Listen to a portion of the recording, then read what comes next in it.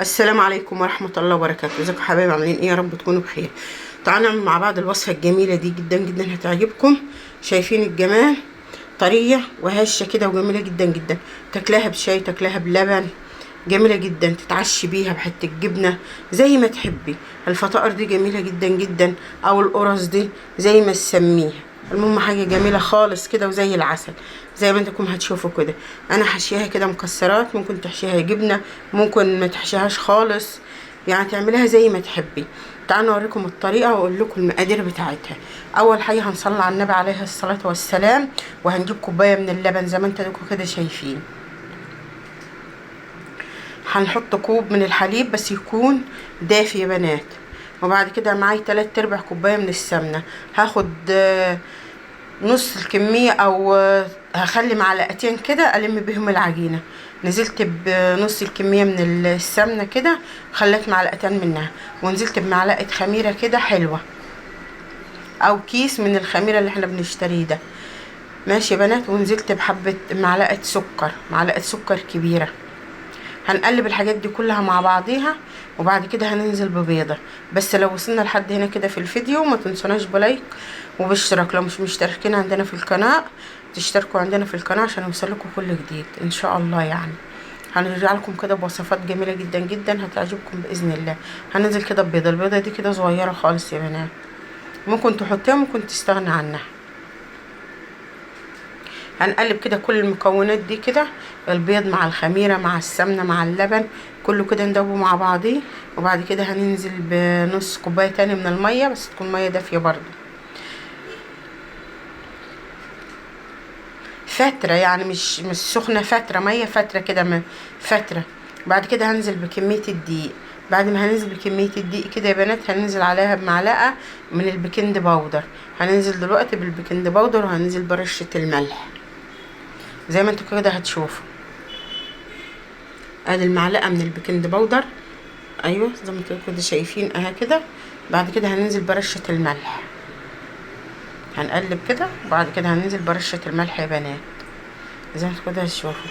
الوصفه دي جميله جدا جدا وموفره كده وحلوه وزي العسل. بدل ما تشتري كده اعملي حاجه في البيت. ممكن تعملي نص كيلو، تعملي كيلو زي ما تحبي.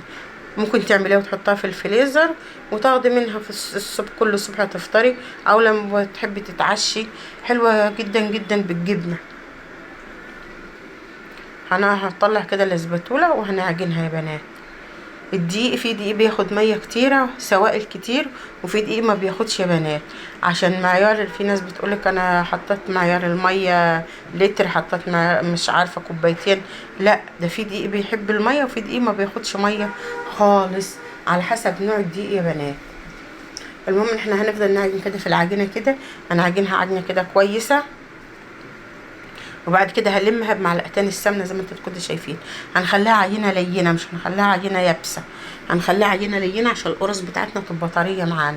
كل ما عجينتك تبقى عجنها كويسه ولينه كده، وعايزه الحاجه طريه، تبقى العجينه لينه كده معاكي وطريه كده وحلوه زي الملبن كده. ما تخليهاش قاسيه العجينه. بصوا يا بنات، هنلمها كده زي ما انتوا كده شايفين اهو، وهنغطيها ونسيبها تختمر. وبعد كده نشكلها زي ما انتوا كده شايفين. صلاتوا بينا على الحبيب عليه الصلاة والسلام. بعد كده هنعمل كوبايه كده بحبه سمنه كده، ونتن وشها كده دهنه بسيطه. وبعد كده هنغطيها بالاسترتش، وبعد كده او بكيس نايلون زي ما تحبي، وفوطه، ونركنها.